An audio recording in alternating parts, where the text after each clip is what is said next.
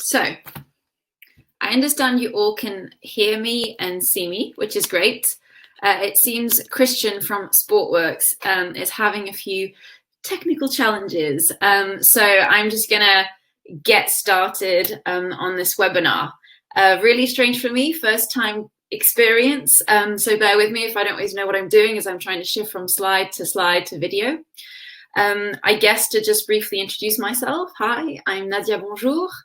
I used to work at the International Olympic Committee, where I headed the institutional communications unit. What can I say? To summarize it, I managed a lot of institutional relations with IFs and NOCs, so some of you may know me. And I also managed, from a communication side, a lot of institutional portfolios, from doping to harassment and abuse to governance and corruption and gender equality and refugees, all the fun stuff. And 6 months ago, I decided it was time to have a new challenge, and I set up as a self-employed comms and public affairs professional with an expertise on equality and inclusion through language and in sport. And that's, I guess, why we're here today, to kind of talk about how, if you combine language and sport, you can actually challenge gender roles in a very unique way, and you can shift the gender narrative in sport. I was asked to do something on this topic today because it's still March, even though for many of us it kind of feels like time has stopped for a bit. And March, as we know, the beginning of March, we have International Women's Day. So we noticed that on a lot of organizations and media agendas, gender equality kind of ramps up on people's agendas in terms of interest and topic. We see a lot of organizations using this time to launch strategies or to launch campaigns. So voila.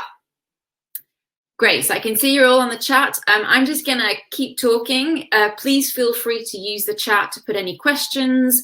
If you need me to speak more slowly, if you need me to reiterate something. The idea is I'm just kind of gonna go through the next couple of slides and then have a bit more of a Q&A exchange at the end. So let's get this show on the road.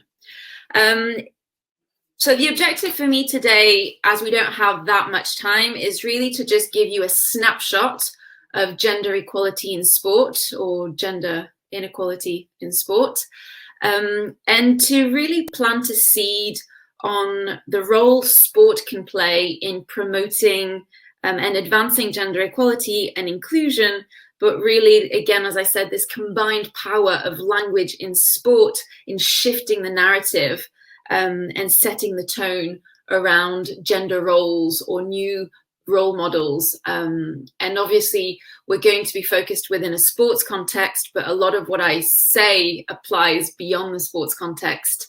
As we know, sport trickles beyond its own kind of frontiers and into wider society. So to get us warmed up, I always like to start with numbers. Usually if I give this presentation in person, I like to be quite interactive, get people to stand up, show of hands. A bit more difficult because, well, I can only see myself in my slides, which is quite abstract. So next slide.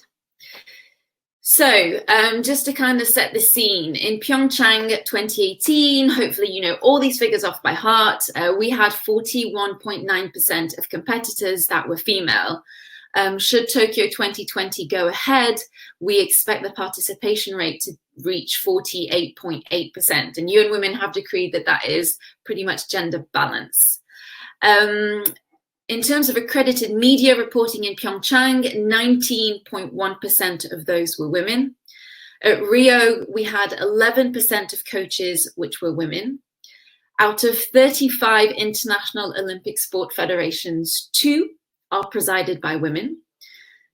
By age 14, girls are dropping out of sports at approximately twice the rate of boys. Women represent 7% of sports people seen, heard, or read about in the media. However, 84% of sports fans, this is across 8 major markets, are interested in women's sports. So what does this really tell us? There is unquestionable progress that has been made in terms of the participation of women in sport, as in athletes. And that, is definitely a testament to the consolidated efforts between international and national federations, the IOC and National Olympic Committees. But we notice that when you go beyond that field of play, there's still a lot of progress that needs to be made in terms of kind of retaining or bringing girls and young women to sport, in terms of the training and the promotion of more women in coaching positions, in all those technical officials, refereeing positions. I don't have the figures there, but they kind of equate those to the coaches. Developing the pools of talent to have that pipeline of potential women who can take on leadership and influential decision-making roles. And of course, the coverage and the representation we have of women in sports. I'm not here going to talk about the gender pay gaps, because that's a whole other dilemma in its own. So today, there's a lot of areas I could kind of dive into, but I'm really just going to focus on this question around coverage and representation. Just to answer Laura's question, is 7% of sports in the media. This is a global stat that comes from a 2018 UNESCO study that was published, where they surveyed through all their different partners and kind of benchmarked an average, and it came to, on average, 7% of sports people seen, heard, or read are women. This may have slight variations according to country. I know that I did a micro study for just a Swiss newspaper in the French-speaking region, and they don't even have one single journalist who's a woman in their newspaper, and their coverage is about, I think, 10% women in sports. So then for the 84% of sports fans, I just want to highlight those are 8 key markets. That's where it's a Nielsen study. And those markets that they studied were US, UK, France, Italy, Germany, Spain, Australia, and New Zealand. So I'm going to kind of focus more on this question, these last 2 figures around the coverage and the representation of women that we have in our public spheres. Why? Well, firstly, because there's a huge shift during an Olympic Games. We know it's an incredible spotlight where there's a lot of focus placed on women's sports and female athletes who make headlines, and the quantity and quality of the coverage during that kind of 2-week slot definitely spikes and has a great increase and improvement. But beyond that time, we notice there's definitely a dip in the quantity, but more importantly in the quality of the coverage around women's sport. And I want to focus on this notion of coverage and communication because, language shapes perceptions, and coverage becomes one of these vehicles where you can raise public awareness and you can raise consciousness around problematics. In this era of COVID-19, you can see that the radio, the media, is hugely solicited to kind of convey the information to the people on what's going on. So if there is no coverage of female athletes or of female leaders in sport, that means there's no visibility, there's no role models available, which then makes it very difficult to spark new vocations, which in turn can also hinder your organization because you're kind of limiting your credibility, you're limiting potential commercial interest and limiting funding. So there's a definite domino effect. And, the representation and the coverage around women or athletes, we're going to just say athletes in general, or individuals in sport. And when I say communication, I'm really talking about all forms of communication, your annual reports, your PowerPoint presentations, your social media posts, your videos, your adverts, your anything that has language, whether it's verbal, written, or visual. It's contributing to either the construction of a gender norm and stereotype, or the deconstruction of certain gender cliches that we see in kind of mainstream. And essentially what happens is we sometimes are reinforcing a certain bias or stereotype around certain gender roles, even within sports, without us realizing it. So I'm going to try this. I'm going to try and launch a video to kind of just set the tone in terms of how sport is extremely powerful in shaping gender roles, and this notion that there's an unconscious bias in the way that we will perhaps report or engage with athletes. So bear with me.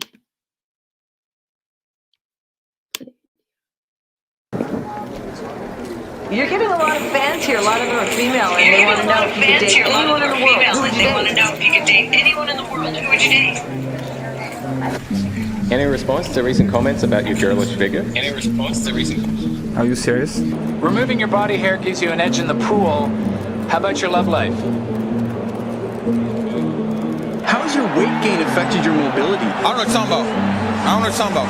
Have you heard the controversy over your helmet hair?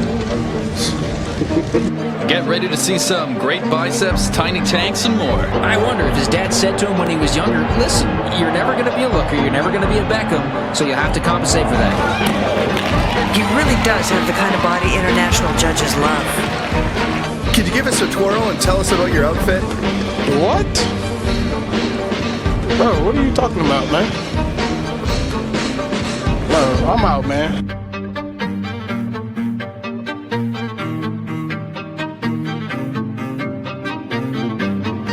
Can you give us a twirl and tell us about your outfit? A twirl, like... A twirl, a pirouette. Here we go.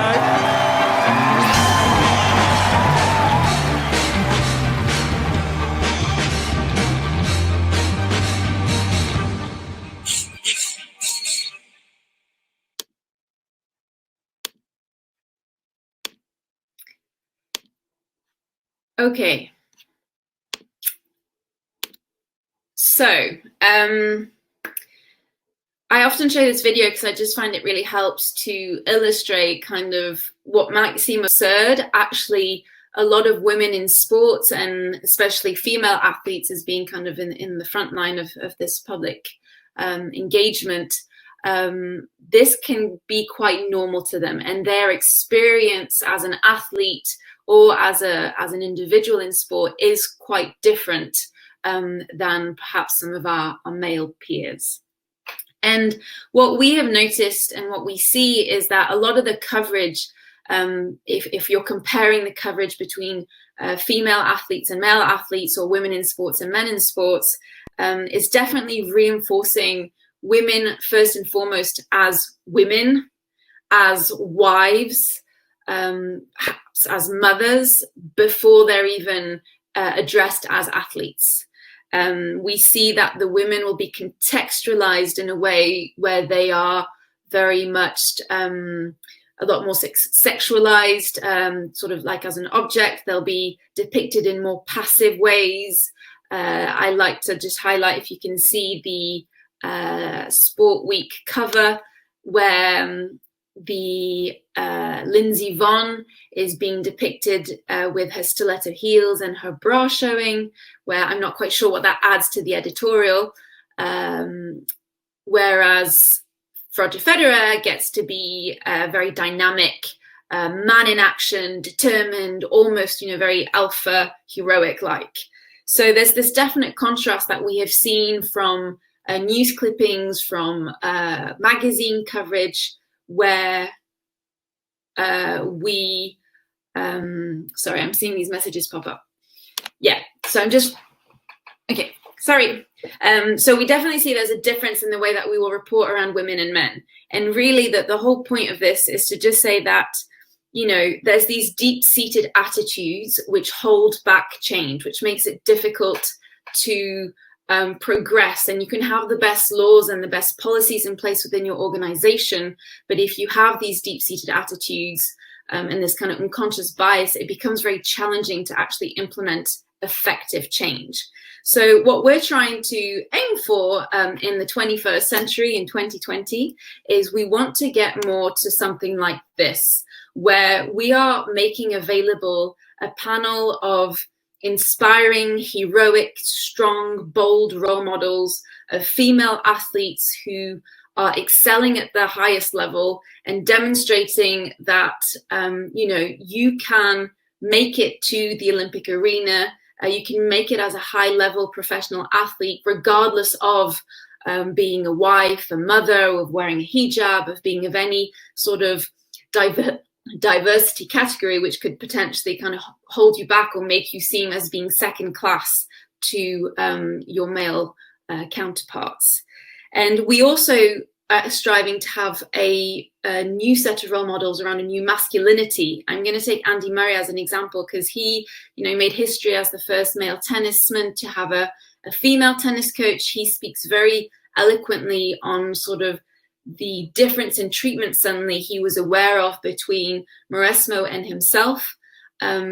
And what you have then is sport is able to create these new models of masculinity, of men that are championing equality, who are respecting diversity and sort of advocating for that diversity, that balance, that non-violence between genders. And why do we care about all this? Well, really because, 50% of the world's population is female. So you can't afford today to ignore that pool of talent, that pool of spectators, that pool of buyers. As we said, we know there is a demand and there is an interest for women's sports.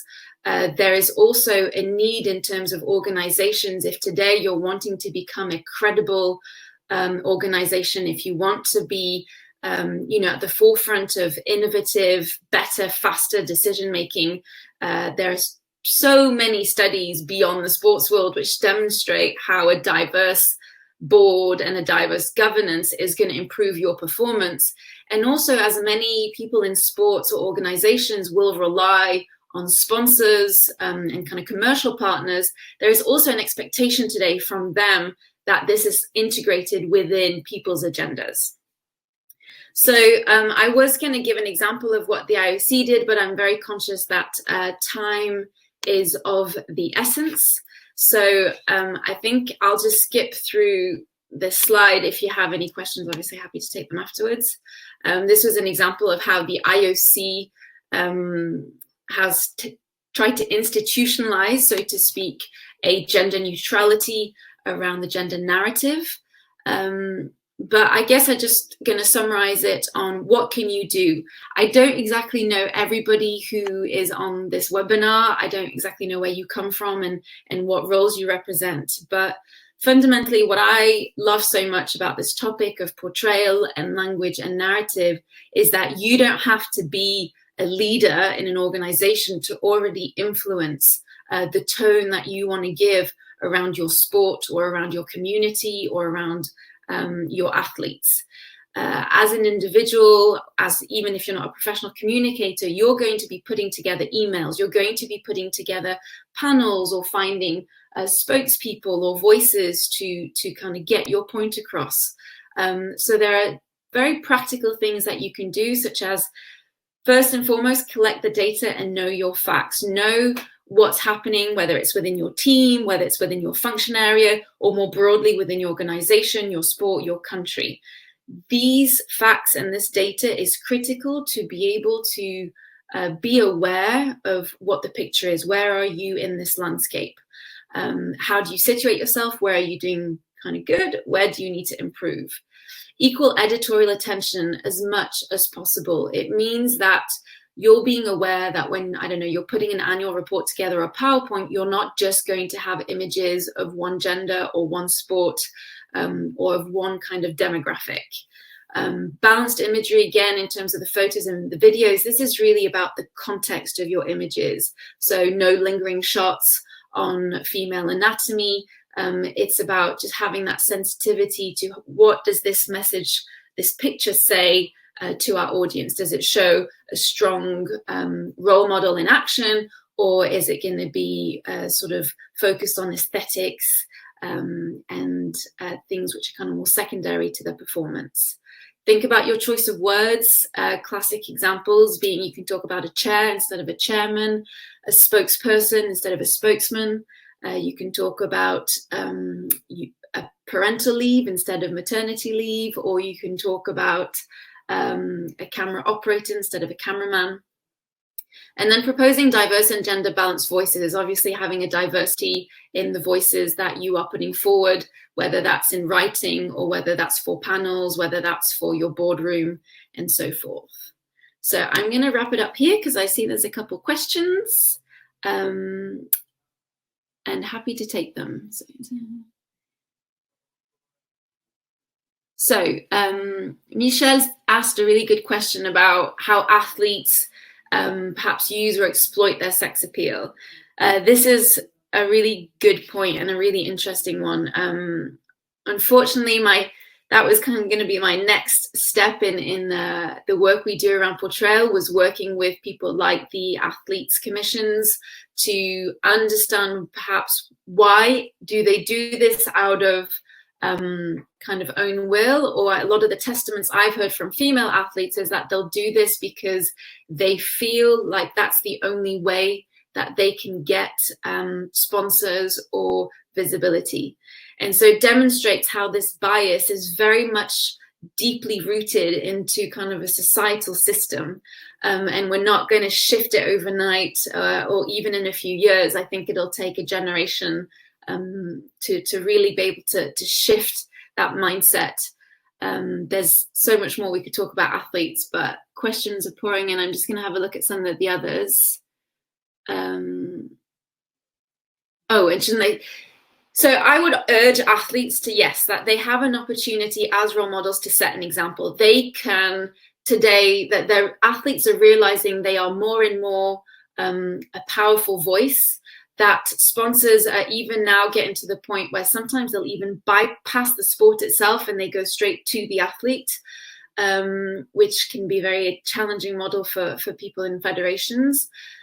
But I think that athletes, if they can own their power and realize that actually you can establish how you want to be portrayed, you can, and you might lose potential sponsors, but you're going to be saying so much more about yourself by the fact that you are conscious of how you're putting yourself forward and the message that's going to vehicle to other people. What are your thoughts on using gender neutral language? So I find that it really depends on the context in which you find yourself in.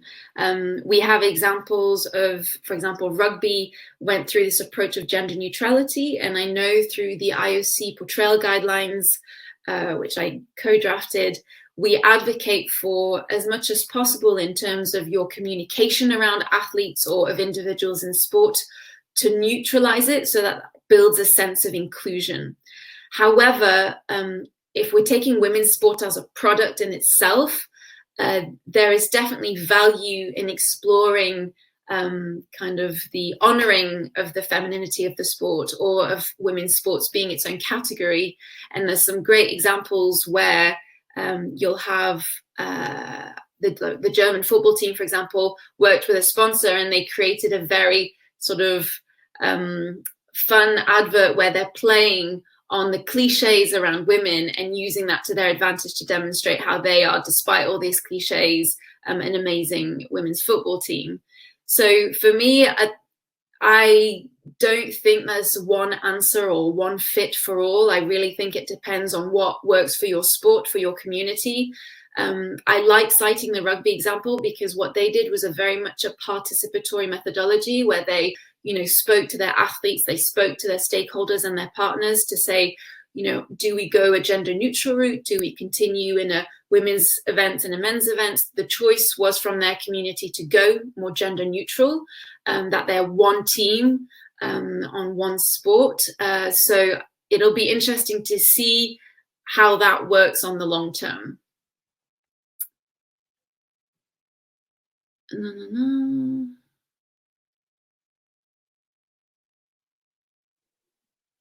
So I'm just going to read. So Laura says she attended an event about women in sport where representatives from Facebook and Google presented their sports department work. It really got her thinking about the gender imbalance online world and the future of AI. As a very practical example, if you put judo into Google search, you might see some. Yes, there is absolutely a macro level of portrayal. I mean, if you take Lausanne 2020, perhaps some of you were volunteers, you can praise there the fact that, yeah, there's 50-50 athlete participation, but when you look at the organogram of the organizing committee, a lot of the people on those leading roles were very much male. So I think there's definitely so much more we could say around this, but I'm very conscious of time. I don't know if Christian has been able to join us. Hi, guys. I made it. I'm really sorry about that at the start. Of course, my tests of this morning all failed. You've been presenting wonderfully. Thank you. Right. It's very strange because very strange experience. I hope for the audience it's okay and you're getting the material you want out of me. Well, at least now we're having a discussion, so it's a bit more two-way. But we've all been watching, and for me personally, it's been great. Thanks for kicking off and getting on with it. No worries. As I said, I mean, it's a topic that is extremely dense. That there's a lot of areas and pockets that we could tap into and look more specifically, around the leadership question. We can look at the sort of on the smaller level, the organizations within sports administration, so that middle management. But yeah, it's a taster. And I think the great for you to share the 5 tips, 5 great takeaways there to start all of our journey on this. It's been going for a while, and it's great to see more proactivity around this. We had a great discussion yesterday when we were talking about your presentation, and I mentioned how I've got 2 little girls and an older son, but looking ahead for them, this is really important. This is this is our opportunity to impact that next generation, and it can be something as simple as language, so as a starting point. So. Yeah, and because I'm aware that, myself included, when you're not in that kind of top seat where you can really influence some of those leadership pipelines, you can sometimes feel kind of helpless. And where I'm a complete, passionate language, but that's where I find the beauty in it, is that it suddenly does give you the opportunity to kind of take control, even if it's in your really small sphere, but every step counts in this conversation of shifting an awareness, which as we've seen is a very sort of socially indoctrinated old one, which is fine. That's the way it was. And now we want to go somewhere else. Cool. So I think we've just got time for there's 2 last questions there. One from Tatiana. Yeah. I said, how about the percentage of women? How can you have better balance? So many things again. I guess, in the first instance this is a conversation where a lot of the men can be great champions for their female colleagues, where it's as simple as, if you are in a position to bring somebody to a meeting or to introduce them to your organization, to give them an opportunity to show what they can do. We need these male allies to help us. And I think for women, it's just continue, know where you want to go, like what is it that you want to do, be ready when the moment comes, and don't give up, because it's definitely, you sometimes have to knock on more doors than some other people, but there is today, I think, a realization that there is a need for greater diversity within organizations, which becomes obviously a very interesting time for women to demonstrate what can they offer in those conversations. There's obviously a whole set of strategic steps you can take, but time doesn't allow me to go into those. I see that Olia also has a question. Do you have any thoughts on using guys versus ladies and gender? So I have a pet peeve. I don't like, hey guys. I generally don't answer when somebody says guys. I just walk away and I'm like, oh, sorry, were you talking to me? I'm very much a folks or hi team or just a hello and individual naming people. And I know that in the Olympic Games, that's been a huge recurring conversation. I've had many arguments with some of my old stakeholders because we have some of the events which are called ladies' events, but the men's events are called men's events. And that's typically, like, it can seem really subtle, but there's no need to have the ladies and men's. If you're going to talk about men's events, talk about women's events. If you're talking about ladies, then talk about gentlemen. It's just that's the natural binary. And because, for example, with ladies, there's also a whole kind of historical social demographic around, ladies was perhaps the very aristocratic British white woman. So that also kind of can create a sense of social stigma, which, no, I'm not a huge fan of ladies in that context. If it's a ladies because we're just a bunch of friends, then obviously I'm a lot more relaxed.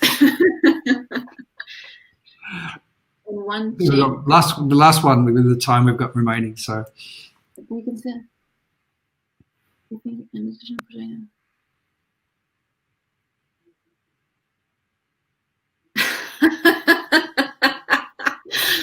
Oh boy, you gotta love the construction of stereotypes and cliches. I think that what sport has today is an incredible opportunity to challenge these kind of perceptions that female athletes in combat sports are only masculine and not pretty. I mean, who is to judge if someone is pretty or not? That doesn't even come into play in terms of their performance. And this is exactly the kind of situation where we want to be able to, and sometimes we have to work harder to construct and put forward these role models of women who are challenging these cliches in a bold way, in a fun way, and demonstrating that, pretty shouldn't come into question, because I don't know many male combat athletes where we're going to go, oh, no, he can't be a combat athlete. He doesn't have the right kind of abs, Oh, yeah, lots of examples like that we could challenge.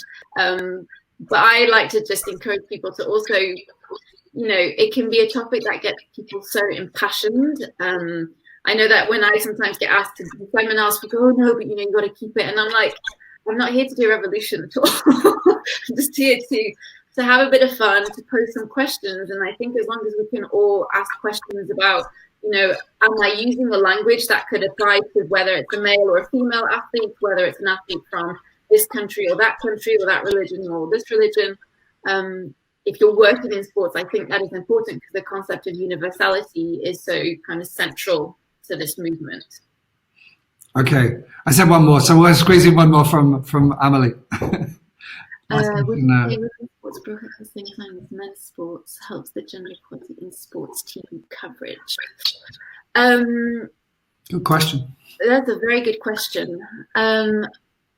I think I don't have a huge amount of, I haven't done a huge amount of research specifically on TV coverage.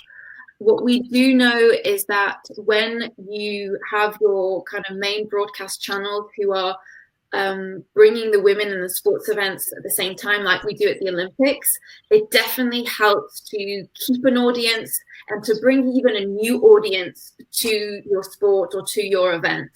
And that's what's really interesting with having these events kind of more at a similar time, because you're just benefiting from this kind of spectator group, which is already in place, already ready, keen to consume some sports. And you do find that when you have 84% of these spectators and fans saying that they're happy to consume women's sports, if you're a sports fan, generally you just want to see sports. And what we're seeing with the women's sports is it's bringing perhaps women or even not just women, but other individuals who would not have taken an interest otherwise. And maybe they are following because it is a woman and they're like, oh, what are they doing? It's interesting. So I definitely think it's an interesting model. And because we do see not only the quantity, but the quality of the coverage during that time is better because they are focusing more on the performance, on the play that happened.